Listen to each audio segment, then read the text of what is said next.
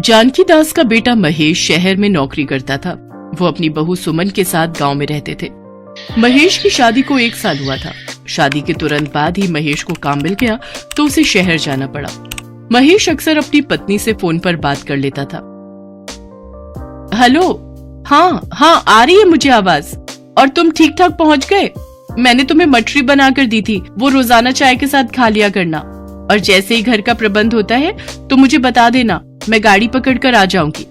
सुमन, अभी यहाँ कमरे का किराया बहुत ज्यादा है, थोड़ा पैसा जोड़ लूं। अच्छा, पिताजी तुम्हारे आसपास ही हैं, जरा बात तो करवाना।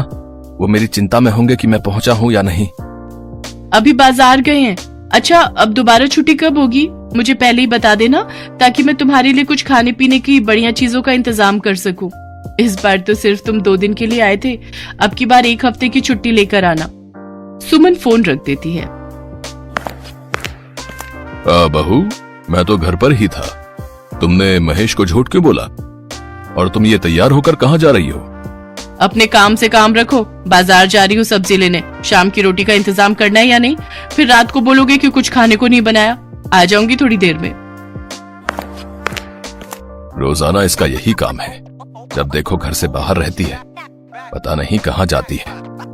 सच्चाई तो ये थी कि सुमन के रोशन नाम के एक लड़के के साथ नाजायज संबंध थे और वो उसी लड़के से मिलने के बहाने रोजाना घर से चली जाती थी। अरे, कितनी देर लगा दी तुमने आने में? हैं? कब से तुम्हारा इंतजार कर रहा था जाने मन।